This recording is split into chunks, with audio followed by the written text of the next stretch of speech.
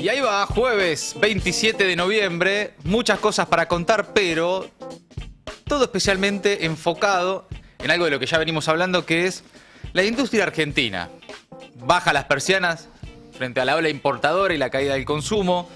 Realmente cada día nos enteramos de gente que se está quedando sin laburo, particularmente en algunos sectores, el sector metalúrgico especialmente golpeado, pero no únicamente, el sector textil, y se extiende en distintos lugares de la Argentina. Hay algunas zonas en particular, caso provincia de Santa Fe, la zona de Venado Tuerto, etcétera, también Pilar, conurbano bonaerense, pero no únicamente. Se extiende, de algunas nos enteramos, de otras no, pero al mismo tiempo es parte de un esquema que no sabemos muy bien, ¿no?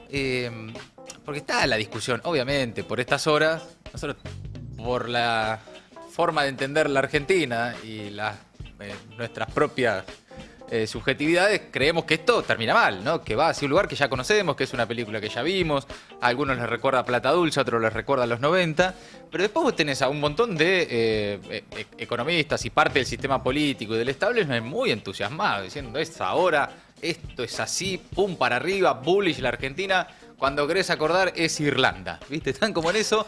Vos decís, güey, qué sé yo siento que esto va a terminar mal, pero ¿viste? En un punto decís, ¿estaremos equivocados nosotros o qué? Claro, suerte con eso, decirle a esos economistas que hablan. Sí, bueno, pero viste que son varios, ¿eh?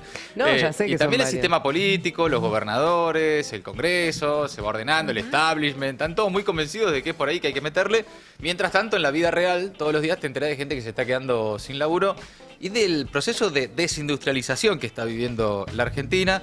Nos vamos a ocupar de eso, también de la reforma laboral que se viene, de las discusiones que hay también rumbo a, bueno, prácticamente lo que tiene que ver con ¿qué estamos? ¿A 10 días? ¿Cuánto falta? Sí, en 2 semanas arrancan las sesiones extraordinarias y varias de esas discusiones empezarán a darse en el Congreso. También las últimas novedades del mundo, pero mientras tanto, dejan un like, un comentario y arrancamos a resumir. Se viene también diciembre y los aumentos en diciembre. ¿Más? Y sí, porque No, viste Colombati, dijimos que no íbamos a dar más las noticias. No, bueno, tenés que hablar con el gobierno. Transporte público, alquileres, prepagas y tarifas. Diciembre arranca con otra ronda de aumentos para los hogares, especialmente para los que pagan alquiler. Se viene un retoque, según el contrato, ¿no? Pero en general suele suceder. Prepagas, combustibles, colectivos, subtes, todos van a actualizar sus precios, sumando presión a la inflación, que ya no logra quebrar desde hace varios meses la barrera del 2%. Estos son algunos de los incrementos confirmados. Y las proyecciones, con estas proyecciones al menos, la inflación de noviembre volverá a estar por encima del 2%, apalancados por la suba registrada en alimentos, en bebidas, en algunos productos en particular, lo venimos charlando, caso de la carne, pero no únicamente, con aumentos muy notables, ¿no? Y que también hacen a la vida cotidiana de que está ya yendo al supermercado a comprar con tarjeta, que es otro de los datos que salió ayer fuertes del INDEC, y tratando de pedalear básicamente la posibilidad de llegar o no a fin de mes, ¿no? Sí, los consumos básicos, ¿no? Que antes uno, digamos, tenía por lo menos la precaución de no pedalearlos, de no gastar ahí tarjeta para eso, que eran, bueno, nada, alimentos, las cosas básicas de todos los días. Sí. Ahora, bueno, No nos pasa a todos. No hay mucho margen. Hay sí. un momento del mes, yo no sé si les pasa a todos, pero Sí. yo creo que a mí me pasa. Es como, bueno, y empiezo a pagar con tarjeta. Sí, bueno, y de ahí los datos que además se verifican luego, ¿no? Del endeudamiento con la tarjeta de crédito, la cantidad de gente que está endeudada con la tarjeta y con billeteras virtuales, esto de lo que venimos hablando en los últimos días, porque han aparecido datos del Banco Central y demás que verifican eso que para vos decís, che, ¿será que me está pasando a mí? Y de repente vos ves que son más de 5 millones de personas en todo el país las que están iguales y decís, ok, sí. es algo que nos está pasando. Un kilómetro grande. Bueno, se vienen también aumentos en el transporte y tarifas, así que el INDEC dará a conocer el 11 de diciembre el dato y de ser así, el mes 11 será el tercer mes consecutivo con un 2 adelante, 2,1 en septiembre, 2,3 en octubre, y todo indica que así va a ser noviembre y también diciembre. Bueno, y mientras tanto, el gobierno deja el salario mínimo ahí, como su nombre lo indica, en el mínimo, en torno a los 350.000 pesos. Luego de 6 meses sin reuniones, el gobierno llevó adelante ayer un nuevo encuentro del Consejo del Salario. Ahí la remuneración mínima quedará en torno a los 350.000 pesos. Seguirá siendo uno de los peores salarios mínimos de la región. El salario mínimo más bajo desde el 2001. Qué orgullo, loco. Qué orgullo, realmente, ¿no? Qué país, hermano. Argentina, mi país. Hoy veía también datos de ingreso en dólares, últimos en la región. Pero, bueno, también depende cómo lo veas. Ay, ¿cómo hay que verlo? Al revés. Decime. Vos decís Girás el la número, tabla. Claro. Sí. Es que es así, nosotros Mirás la somos, tabla y quedás o somos primero. los mejores o somos los peores. Sí, nunca al medio. ¿no?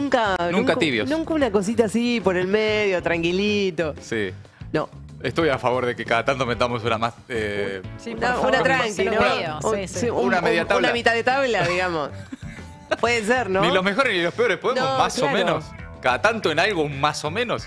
Bueno, ayer entonces la reunión entre los integrantes del Consejo del Salario volvió a fracasar, básicamente ante la paupérrima, ridícula, absurda oferta empresarial de aumentar 4.000 pesos el salario mínimo. En medio de las discusiones, obviamente no hubo acuerdo y definió el gobierno, lo llevará en torno a los 350.000 pesos. También hay novedades para los jubilados. El haber mínimo jubilatorio sube a 340.000 pesos, es decir, menos que el salario mínimo, en diciembre, tras un aumento del 2,34% que oficializó el gobierno en las últimas horas. Los nuevos montos que van a cobrar jubilados, pensionados y beneficiarios de asignaciones en diciembre, con un aumento de 2,34% atado a la inflación de octubre, básicamente. O sea, ahí nadie se pudo levantar y se pudo ir, porque No hay nadie. no hay nadie que negociando discutir. a favor de los jubilados, digamos. No hay una negociación con los jubilados.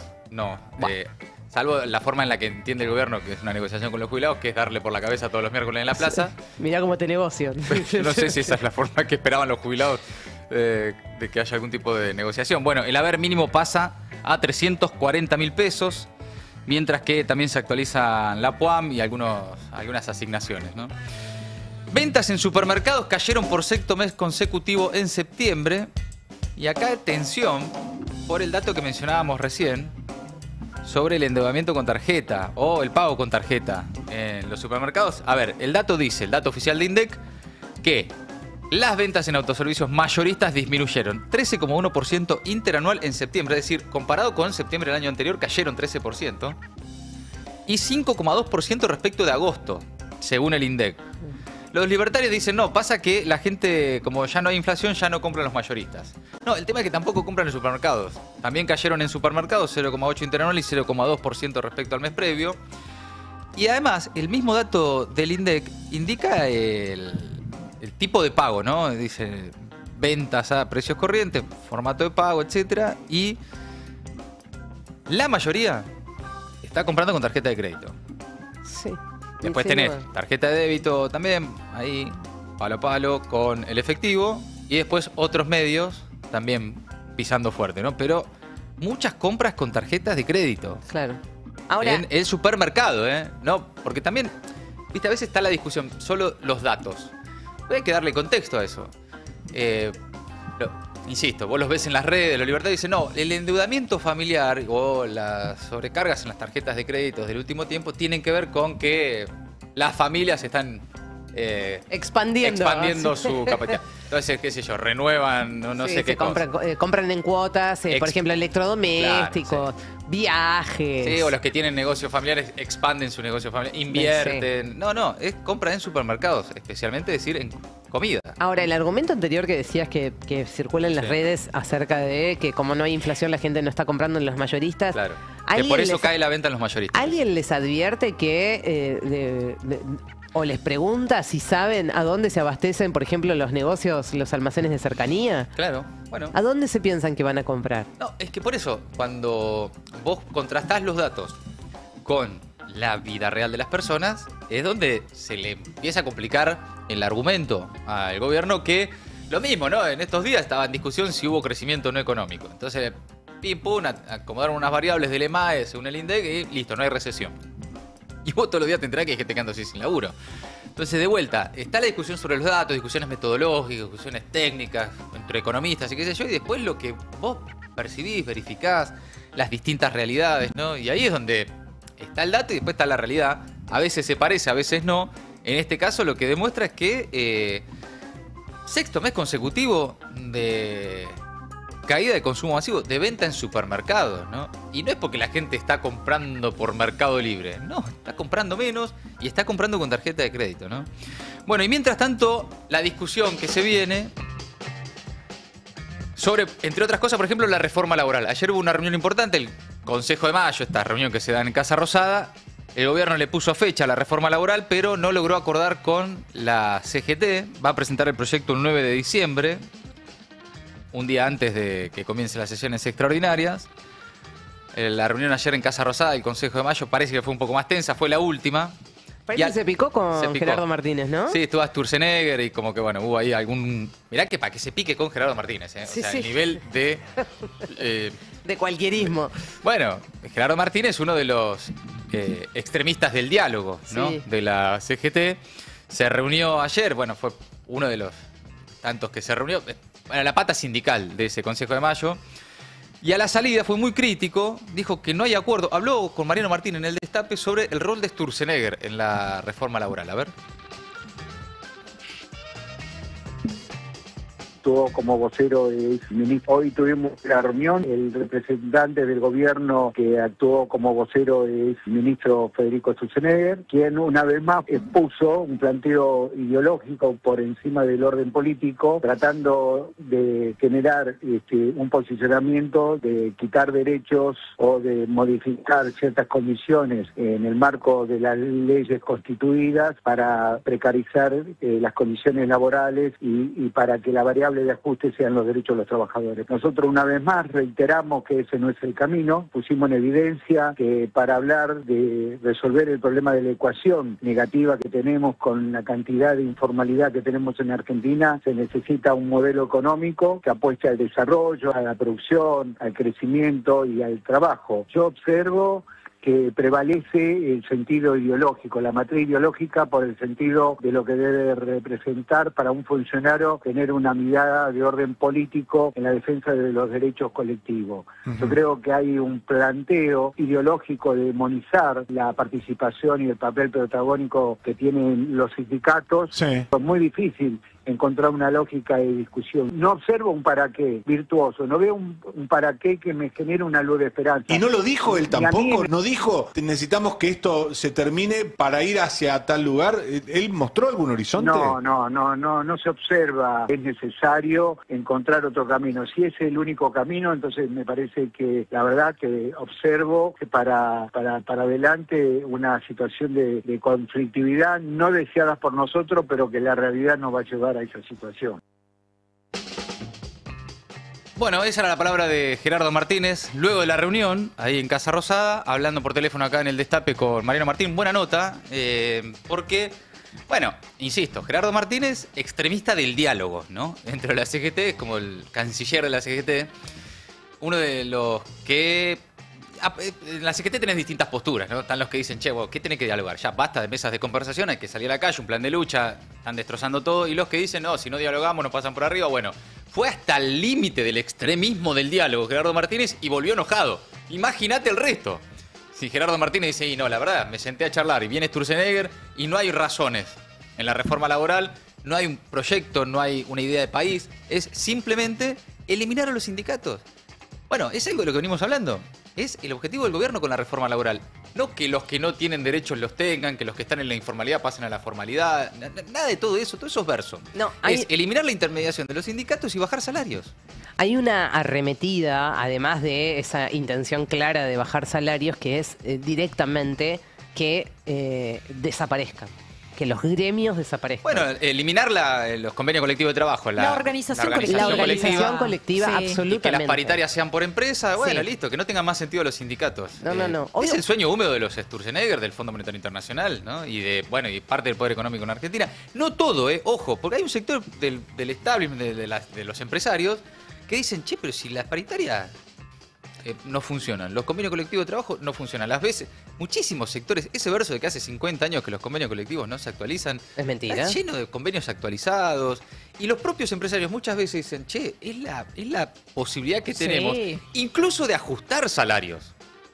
Porque la verdad, cuando las paritarias son a la baja también por que hay acuerdo con No, y da los un sectores marco sindicalismo. en general. Da un marco de conversación. Da un marco. Para Yo bien y hablo- para mal. A veces es para mal incluso en representación. Yo hablo mucho y todas las semanas con industriales Sí. y las conversaciones puertas adentro también tienen que ver con esto. Que es como si, obvio, que muchos estaban esperando una verdadera modernización, no una Claro. falsa modernización que solo busca en la realidad arrebatar derechos, y algunos están bastante preocupados en que efectivamente se desdibuje lo que les daba un marco de negociación que les servía un poco a ambas partes. Totalmente, totalmente.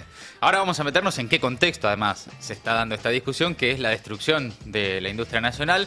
Pero escuchemos ahora a otro de los representantes del sindicalismo, bueno, en este caso el cotitular de la CGT, Cristian Jerónimo, uno de los nuevos que viene de empleados del vidrio, aseguró que en lo que va del año se perdieron 276.000 puestos de trabajo y que cerraron 20.000 pymes. A ver, ¿qué más dijo? La realidad es que hoy nos levantamos y todo lo que estamos viendo todos los días es pérdida de trabajo y cierre de empresa. O sea que el gobierno No es que miente estamos viendo- entonces, Jerónimo, porque el No, gobierno pero- dice pero- que no tiene nada de Bueno, esa pero anda eso. información. Anda eso que pero plantea. no se trata de decir, de mentir. Ojalá que al gobierno le vaya bien. Nosotros queremos que a la Argentina le vaya bien, ¿eh? No es que estamos especulando que a la Argentina le vaya mal. Hasta ahora lo que estamos viendo es totalmente a contramano. Se perdieron 276.000 puestos de trabajo Ujú. en Argentina. Cerraron 20.000 empresas pymes. Ayer nos juntamos con la cejera que representa a las medianas y pequeñas empresas, y es crítica la situación. Entonces, más allá de que nosotros estamos dispuestos a sentarnos en un ámbito cordial de negociación con el gobierno, porque Gerardo Martínez es uno de los dirigentes de la CGT. Sí. Pero la CGT está compuesta por muchos dirigentes y hay una nueva conducción en la cual nosotros apelamos a la responsabilidad del gobierno a que convoque a una mesa tripartita entre el sector empresario y el sector sindical. Bueno, ahí también, en algún caso, todavía la apuesta a un diálogo, ¿no? Por estas horas no están terminadas las conversaciones, pero ya es otro el panorama, ¿no? Porque si ya ni Gerardo Martínez en el Consejo de Mayo consiguió dialogando lo que pretendían conseguir, bueno, habrá algunos intentos de negociaciones a último momento sobre la reforma laboral, pero crece la preocupación porque no hay un llamado oficial a el diálogo, a conversar para generar un proyecto de consenso entre los distintos sectores del sindicalismo, de la industria y demás sobre un tipo de reforma laboral, básicamente porque no es el objetivo. Ahí está el rol de Sturzenegger. Es un rol ideológico, es un tipo que viene formateado a decir hay que destruir los sindicatos en la Argentina, entonces no hay nada que conversar ni dialogar. Todavía, por supuesto, esto es también, ayer lo decía no solo Gerardo Martínez, sino otros de los que participaban también de las conversaciones, no hay un borrador, o no hay uno solo al menos. Entonces no sabés muy bien sobre qué reforma laboral estás discutiendo. Lo que sí sabés es cuáles son las intenciones del gobierno. Después hay otro sector del sindicalismo también, como el caso del secretario general de la Federación de los Trabajadores del Complejo Industrial Oleaginoso, de los aceiteros básicamente, Daniel Jofra, con críticas directas a la dirigencia de la CGT exigiendo que el debate sobre el salario mínimo se diera con las cuentas de las empresas sobre la mesa, y en línea con eso habló sobre la reforma laboral también con un palo a los dirigentes de la Central Obrera. Estamos dispuestos nosotros a ayornar el convenio colectivo de trabajo, incluso la reforma laboral, si es satisfactoria para los trabajadores. El problema de la reforma laboral es quién la va a discutir. Si la van a discutir lo mismo que arreglan el salario mínimo vital y móvil, ya está, vamos 100 años para atrás, somos esclavos, no tenemos derecho a hacer huelga, derecho a cobrar hora extra, derecho a tener indemnización. Si quieren hacer pelota de las posibilidades, Claro. porque hoy las tenemos las posibilidades de hacer huelga, de hacer una manifestación, bueno, la tenemos que utilizar, porque si no la hacemos, nos van a sacar esa posibilidad. Y ahí sí va a ser un problema para todos los trabajadores. Si uno empiece a indagar, a ver de dónde provienen los dirigentes sindicales que manejan algunas centrales, y seguramente se van a dar cuenta que sus trabajadores están mal. Entonces, no vamos a pretender de que si no pueden defender a sus propios trabajadores, van a defender al resto de los trabajadores de nuestro país. Picante, intenso y siempre Con la interesante. guitarra suena mejor igual. De fondo la guitarra de la música. Sí. Daniel Jofra de Aceiteros, uno de los dirigentes sindicales que no solo se planta al momento de negociar salarios, sino que también se planta internamente en la discusión que se está dando hoy en el mundo sindical sobre cómo debe ser la relación con el gobierno y qué tipo de reforma laboral, si es que debe haber, debe discutir el sindicalismo. Bueno, todo esto en un contexto de despidos. Casi 300 despidos en Whirlpool, Essen y se suma ahora Cramaco, también otra metalúrgica. En este caso en Sastre, un pueblo de la provincia de Santa Fe. Lo de Santa Fe. Chicos, Santa Fe. Tremendo. Y Puyaro, mientras tanto, ¿no? Como si... ¿no? Todos amigos con el gobierno. Dedicada a la fabricación de generadores y alternadores eléctricos, anunció que frena su producción y despedirá a 35 obreros. ¿Y se va a dedicar a qué? A importar. Venderá productos importados. El martes la empresa anunció el despido de 35 laburantes, lo que representa cerca del 90% de su grilla de empleados. Fuentes gremiales explicaron que la lista de despidos incluye a personas con décadas. Ahí, personal que tiene 40 años, 20 y pico de años, 30 y pico de años de antigüedad. La empresa se comprometió a pagar indemnizaciones en ese sentido, pero otra planta que cierra para importar y distribuir, ¿no? En la planta santafesina se fabricaban íntegramente los alternadores que ahora pasarán a importarse. La reducción es un nuevo golpe para Sastre, que es una ciudad, un pueblo, en definitiva, alrededor de 6.000 habitantes, donde está la planta, uno de los principales motores económicos de ese pueblo. Y parte de lo que hablábamos ayer, no es solo el que se queda sin laburo, sino el impacto que semejante cantidad de gente que anda sin laburo en un pueblo tiene en el resto de la comunidad de ese pueblo y el resto de los sectores que también paralelamente viven o conviven con la actividad económica de estas empresas, ¿no? No es la primera vez que la empresa recorta personal, de todas formas. Ya en septiembre del año pasado había despedido a 16 trabajadores, también por la caída de ventas y la paralización de la actividad, y en aquel momento los empresarios, dueños de la empresa, habían advertido que la apertura de importaciones iba a poner en riesgo la producción local. Bueno, meses después, un año y pico después, cierran para vender productos importados y los trabajadores quedan en el camino, que es un poco el proceso que se está dando en algunos sectores en particular, metalúrgica, textil, entre otros. Hay mucho conflicto por estas horas, no hay despidos, no hay tensión, pero mucho conflicto en el sector del neumático, con complicaciones realmente crecientes en las negociaciones, en los vínculos de ahí. Con otro gremio picante. Bueno, FATE, Sudna en las empresas como FATE, Pirelli, Bridgestone y demás. Pero es algo que se extiende, ¿no? Contábamos el caso de Whirlpool. Whirlpool cerró su fábrica en Pilar y despidió a 300 trabajadores, dedicada a la producción de electrodomésticos de línea blanca. Cerró de manera intempestiva su planta ahí ubicada en la localidad de Fátima. Una decisión comunicada también este martes por la compañía, todas de los últimos días, ¿viste? Que argumentó una fuerte caída en las ventas y un incremento de las importaciones como los factores determinantes para este cierre sorpresivo para los trabajadores. Así lo dijeron algunos de ellos que estuvieron dando algunas notas. Por ejemplo, Ignacio Cabezas, uno de los empleados despedidos de Whirlpool en Pilar, dijo que fue sorpresivo y calcula que son entre 200 y 250 personas desplazadas de sus puestos de trabajo. No, o sea, hasta los que echaron, sí, o sea, todo lo que es operarios, tanto los que trabajaban dentro de la línea, montándolos, tanto como personal de logística, además, y administrativo, también recursos humanos, además, desvinculación de todos ellos. Calculo que sí, son entre 200, 220, 250 puede ser, alrededor de esos números. No nos dieron tampoco tanta información de cuántas personas eran. Lo preguntamos, pero no lo quisieron decir. Y bueno, sí, era alrededor de eso, 250, ponele. Estamos hablando con Ignacio Cabezas, es uno de los 220, alrededor de 220 Sí. despedidos de la fábrica Whirlpool de Pilar, a quienes hoy se le comunicó la cesantía. Me gustaría saber si esto fue sorpresivo de alguna manera para ustedes, ¿tenían indicios de que esto podría suceder? Sí, fue completamente sorpresivo. La verdad, nosotros ya, bueno, la mayoría llevamos más de 3 años trabajando ahí, entonces, y nos veíamos como posibilidad, nos veíamos venir una suspensión temporal hasta que se acomode un poco la empresa, pero no nos veíamos venir para nada un cierre masivo. Bien, ahí estaba también con Mariano ayer acá en el Destape, en este caso Ignacio Cabezas, uno de los trabajadores despedidos de Whirlpool. Nahuel Gauna, también otro trabajador despedido de Whirlpool, dijo lo mismo, que ninguno esperaba esta decisión de la empresa.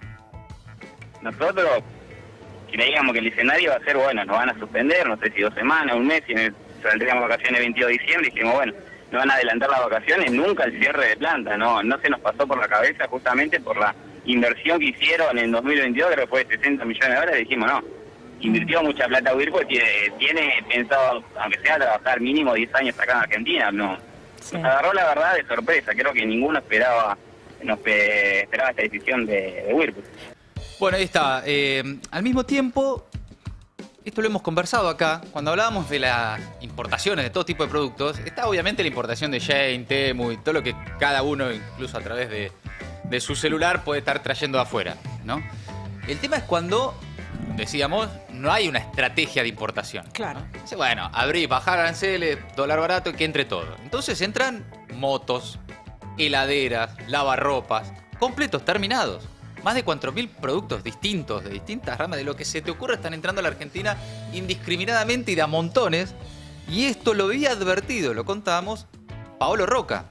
Paolo Roca en su momento, en la última conferencia industrial de la Unión Industrial Argentina, uno de los discursos más comentados había sido el de Paolo Roca. No solo porque es el CEO de Techin y medio como que el que marca el rumbo, ¿no?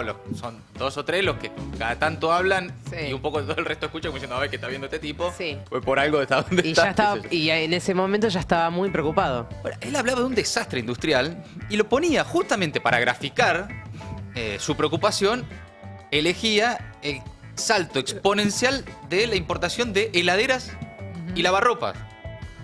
Corte A, te enterás lo que estamos viendo en Whirlpool, ¿no? Paolo Roca hace un par de semanas anticipando el desastre industrial por la apertura indiscriminada de las importaciones. Mirá. Apertura racional. Apertura racional implica política industrial, entender en qué cadena de valor hay que apoyar, en qué cadena de valor aceptamos, de hecho, un rol distinto. Hago un ejemplo. Lavarropa. En lavarropa, el año pasado íbamos importando 5.000 lavarropa por mes. En los 9 meses del 2025 el nivel de importación mensual es de 87.000. Okay. Nosotros lo vemos, digo, lavarropa, heladera, de 10.000 a 80.000. En un año, ¿qué está pasando? Que los clientes, no quiero hablar de mi sector, pero es un sector donde toda la cadena de valor en definitiva toca los bienes de consumo durable, tiene decisiones que tomar. ¿Produjo y doy valor agregado o cierro? O cierro e importo y distribuyo, ¿no? Que es como termina la frase, el Tano ahí, Paolo Roca, que después, ideológicamente y políticamente, acompaña y coincide en muchas cosas con el gobierno de Milei, pero ahí advirtiendo que, bueno, es bastante lineal. Si vos traes... Sí, no hay mucho misterio. Pasás de no. 5.000 a 80.000 lavarropas por mes que se importan en la Argentina. Bueno, ¿y qué va a cerrar? Una empresa que fabrica lavarropas en la Argentina, que decide dejar de producirlos acá, importarlos y aprovechar su red de distribución y comercialización para hacer lo mismo, pero sin trabajadores.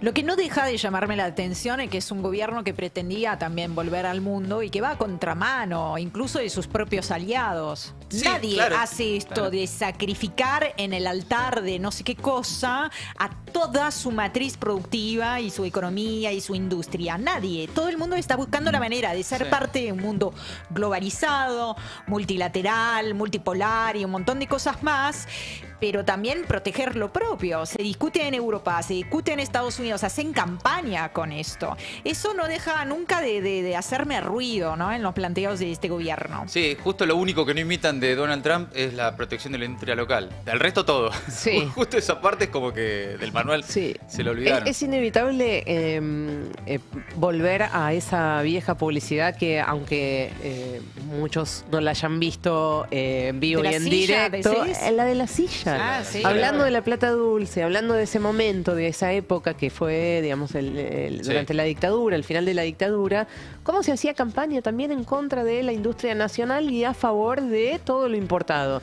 Bueno, Sí, hay bueno. algo muy similar acá, menos burdo, si se quiere, por ahora. Sí, hoy, ¿sabés cómo es? No es tanto en la calidad del producto, Sí. sino en el El precio. tema precio. Entonces vas a ver mucho. Por ejemplo, hace un googleo, pone Essen en el buscador de Twitter y vas a encontrar pilas de cuentas libertarias diciendo, mirá lo que sale una Essen acá y mirá lo que sale una Essen en no sé sí. dónde. O lo que sale una cacerola igual a la Essen pero en China. Entonces acá, etcétera, etcétera. Bueno, y, ayer Adorni- y el concepto de cazar en el zoológico. Ah, sí, sí. Utilizan mucho esto de acá los empresarios cazan en el zoológico. Los mandás a competir con los productos de afuera y no les dan los números, tienen que cerrar.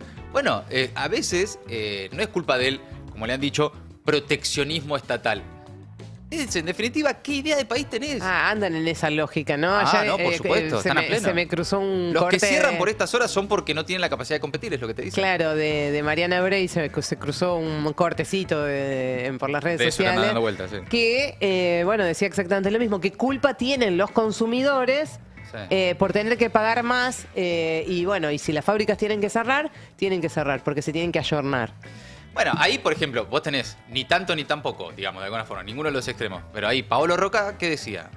Te puede gustar más o menos, pero del asunto sabe, dice, bueno, obviamente, hay sectores de las cadenas de valor de distintos productos que pueden requerir que en algunos aspectos tengan alguna competencia de afuera, que entren, que haya importación de determinadas cosas, o rubros en los que, bueno, de alguna forma los pones a competir, si querés. Ahora, si vos... tu estrategia de importación es que entre todo, claro, que vos desde tu casa te podés pedir 2 motos, claro, o te podés pedir un... Y bueno, ¿y qué va a pasar? Obviamente, está bien, ¿qué busca el gobierno? Suponemos, ¿no? O al menos es lo que dicen, que bajen los precios.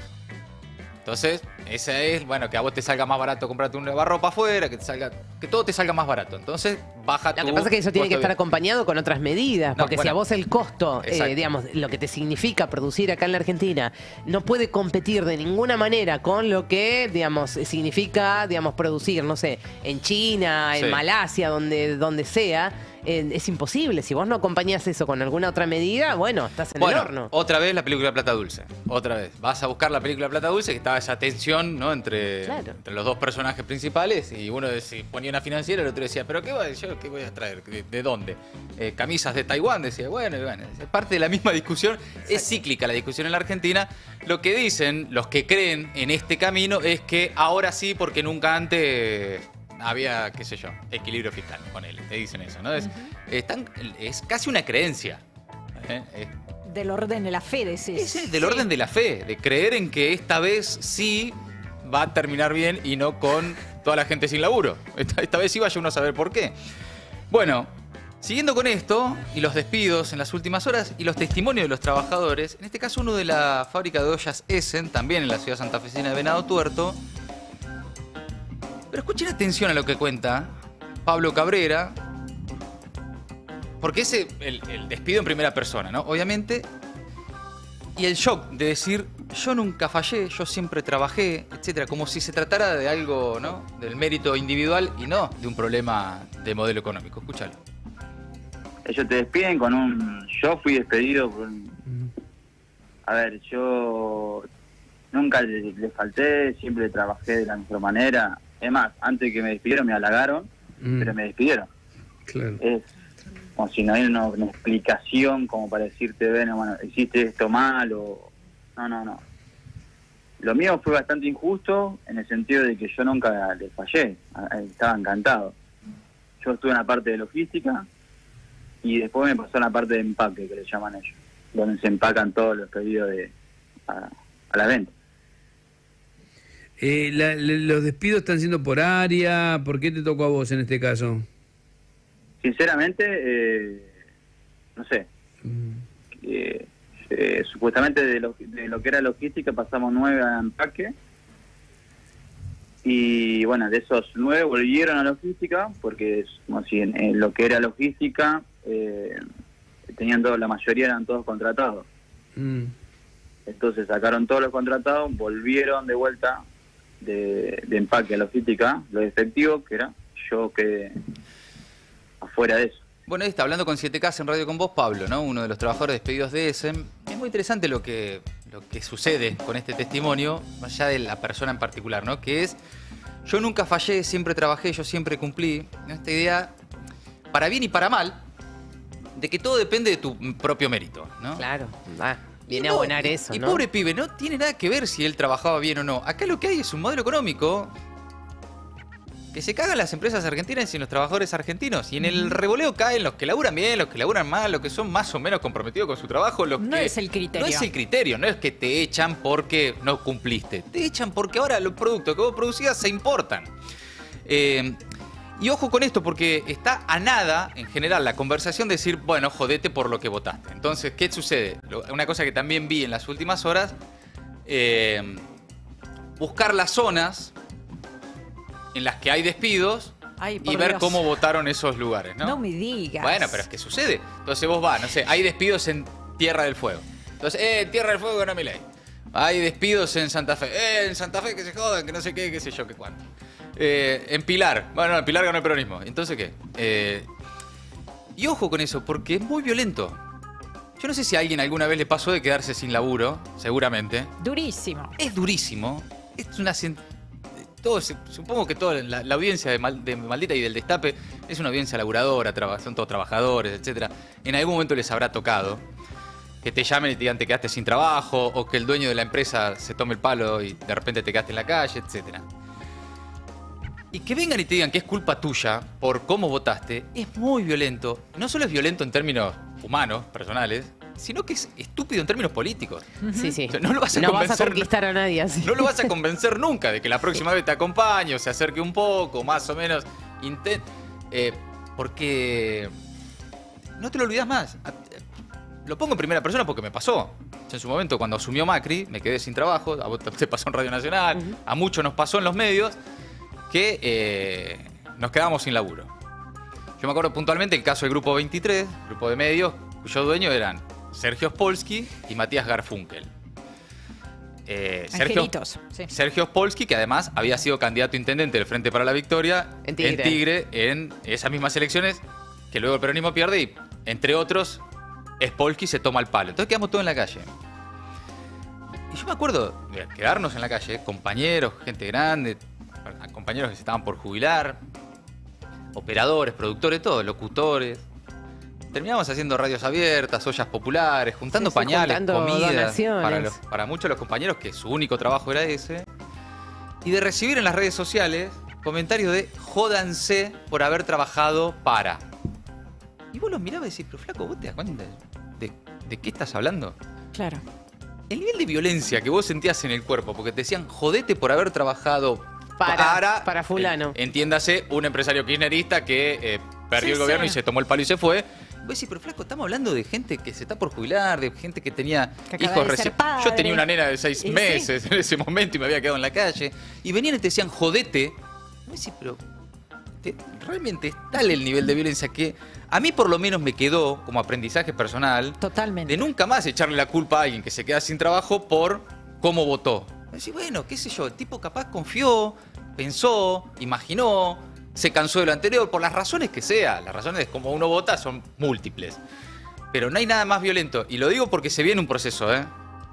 Esto que estamos viendo por estas horas no termina acá. Se viene un proceso de desindustrialización, de gente que se va a ir quedando sin trabajo y a la que muy probablemente le toque recibir como comentario, y vaya, jodete, en tu provincia ganó Milei.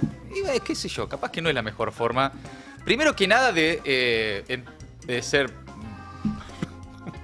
buenos entre nosotros. Pero está Y después, bien, hasta en sí. términos políticos, ser un poco más astuto y decir, che, No, pero mirá, además, escuchemos, en charlemos un poco qué es en lo que todo está pasando. caso,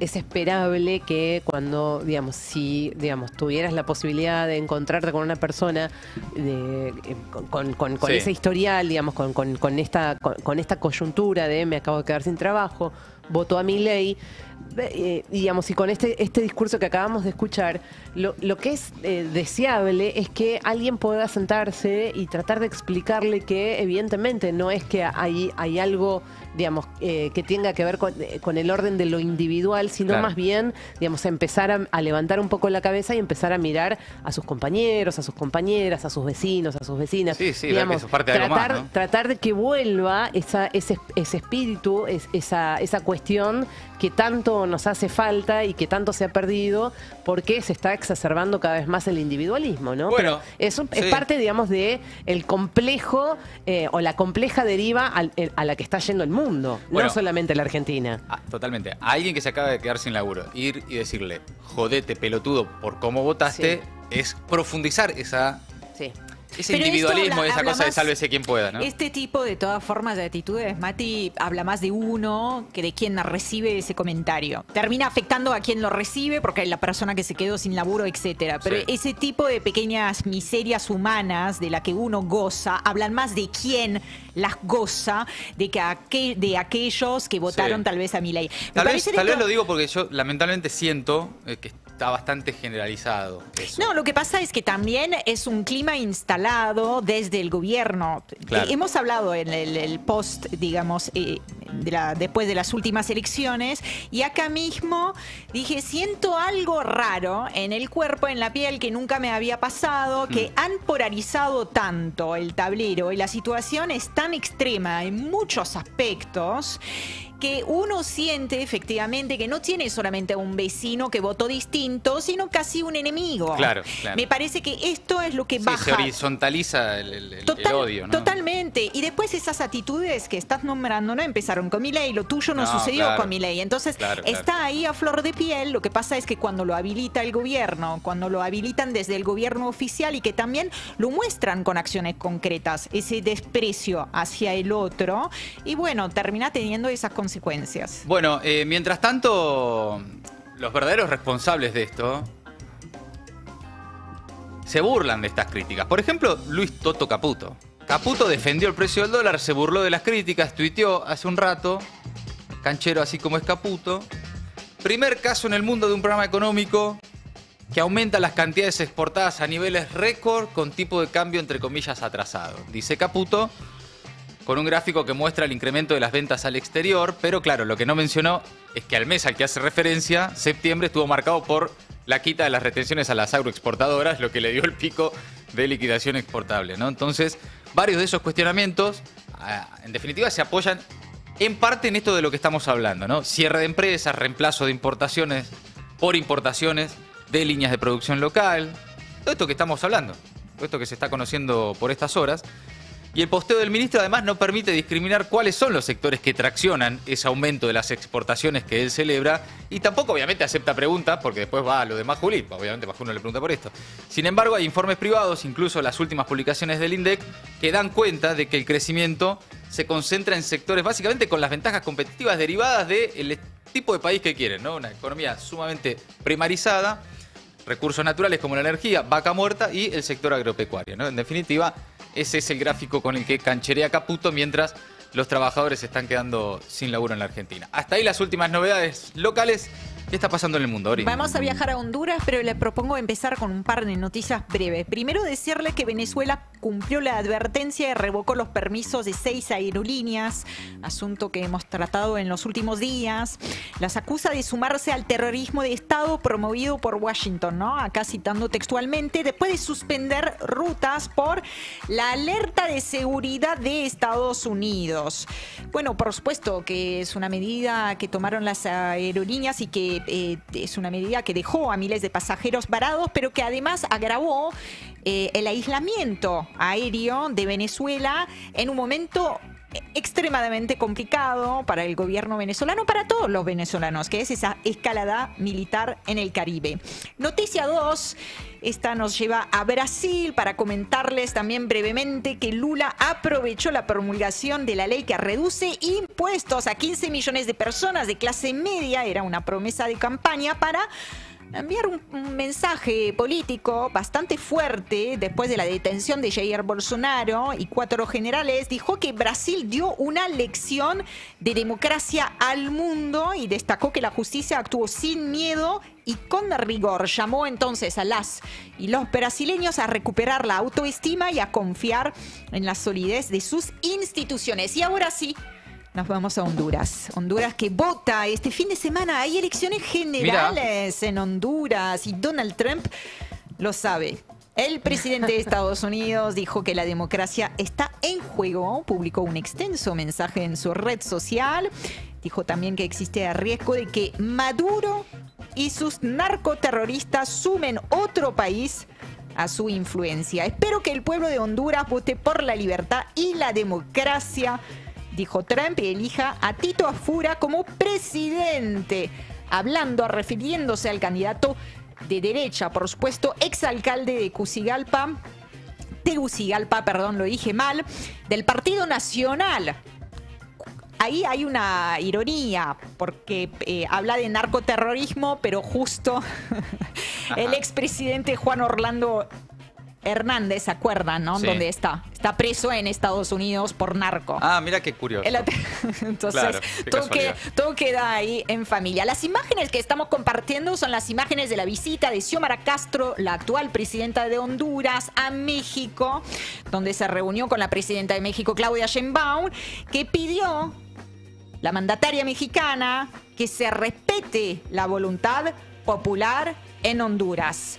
Que no haya injerencia. Guiño, guiño a Donald Trump. Bueno, volviendo entonces a los aspirantes a la presidencia de Honduras, Tito Afura, el candidato de Trump que les decía recién, es uno de los 3 aspirantes con más chances de ganar en estos comicios. Llega empatado en muchas encuestas con la exsecretaria de Defensa, Richie Moncada, de izquierda, la candidata oficialista, digamos, del Partido Libre que está en el poder.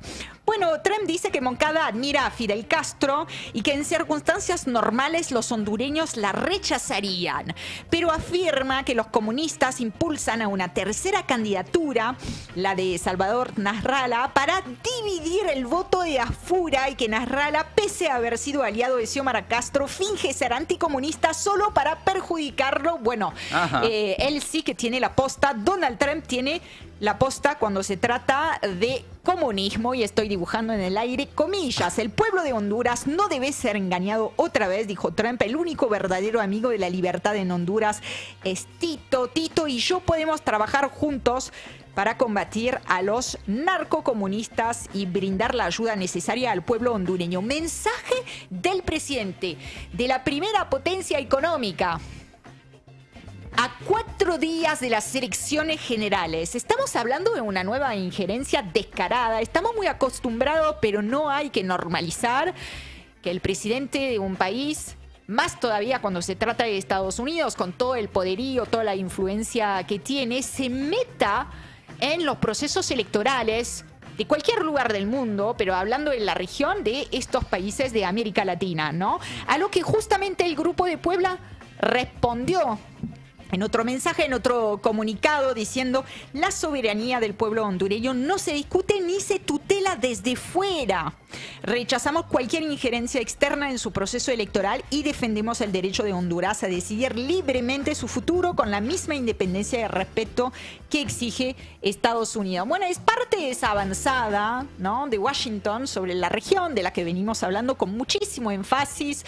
Lo hemos visto en Brasil con esa guerra arancelaria, lo hemos visto en otros procesos electorales, por supuesto con todo el despliegue militar y esa estrategia multifacética en contra de Venezuela. Se está metiendo donde se le canta para poder diseñar un mapa geopolítico en la región a su antojo, y por supuesto que Honduras no escapa a esa regla.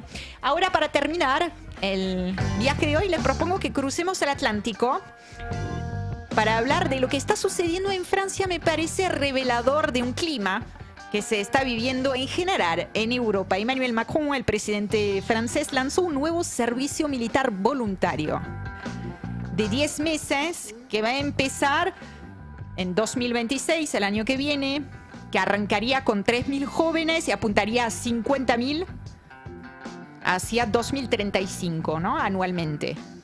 Nuestra juventud tiene sed de compromiso y está lista para levantarse por la patria, dijo el presidente francés. Aseguró que los voluntarios van a servir exclusivamente en territorio nacional y que no se trata de enviarlos a Ucrania. Bueno, eso es un intento claro para nosotros los franceses que le venimos dando seguimiento, de frenar la polémica que encendió el jefe de Estado Mayor unos días atrás, cuando evocó una posible guerra contra Rusia dentro de unos 3 o 4 años, y dijo que Francia debía estar preparada para aceptar perder a sus hijos. Jefe del Estado Mayor. Mira.